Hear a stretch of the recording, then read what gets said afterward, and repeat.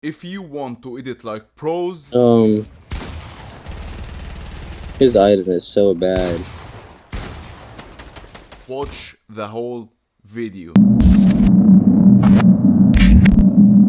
So before I show you guys what's the best settings you can possibly get on a low-end PC or laptop, first of all, this is an Arabic channel. I do funny gameplay montage. I also add some tips and tricks. I'm starting this English content hoping to reach more people, so let's get straight to that point.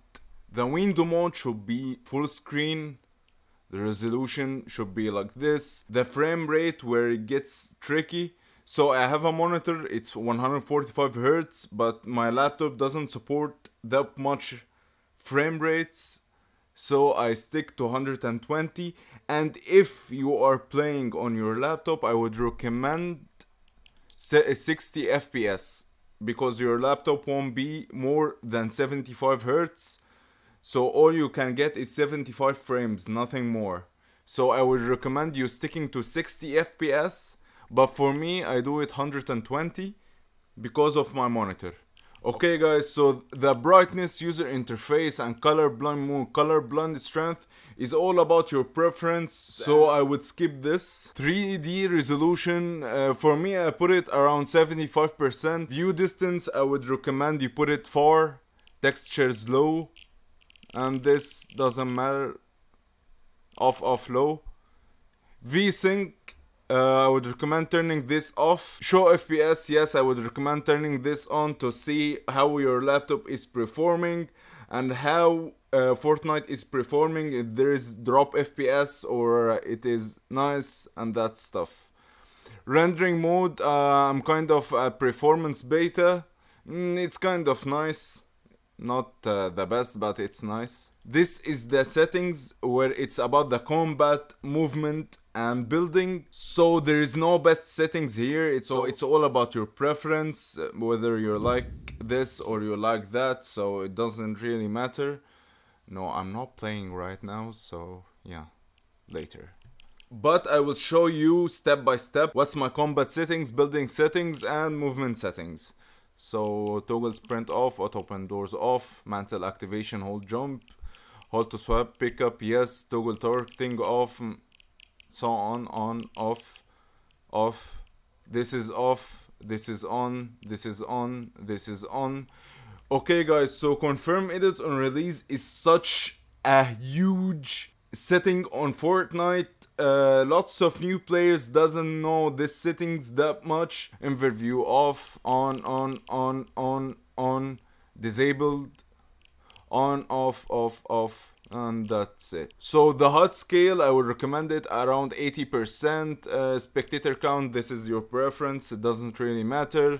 And so on, resources on, minimap on, quick bar on, target info on, pickup loot stream no off, map off, and this is on, this is off, on, and then off. Guys, I'm recording right now, so this is around the controller mode, so I'm not getting into this.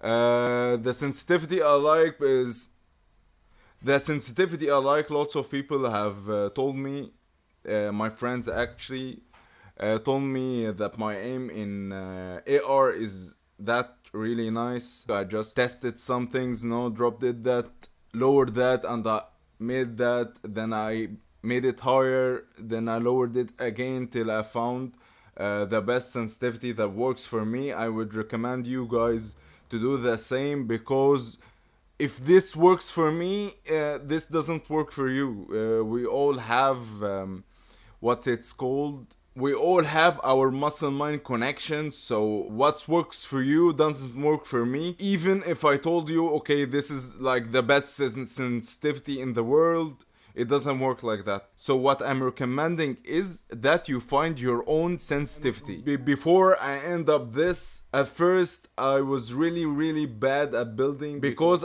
I was sticking to the normal building bindings, and I really got frustrated at the beginning of the gameplay. But I made my own settings. I would recommend you do the same, where you find the nearest key binding you can find, and just stick with it for a while, and you will find yourself so perfect. I would not recommend, because I did the same mistake, I would not recommend you changing the building bindings over and over again, because you just saw this setting on YouTube, and just saw this on YouTube, and no, this pro is using this. No, it's all about the muscle-mind connection. Please guys, please do not do this. It's all about the muscle-mind connection. Okay, so I have this Q, C, F, T, Y for trap, and so on. For example, I have wall at Q. You see the muscle-mind connection, how it works. I have the wall at Q, the floor at C. What if I was in a fight and then I have a new bindings where I'm like putting, for example, wall at R. For example, at R, and then automatically I press Q, because this how I was working for months. So there is no really best key bindings in building. All you can see in YouTube and from pros is their own preference, and this how they train for.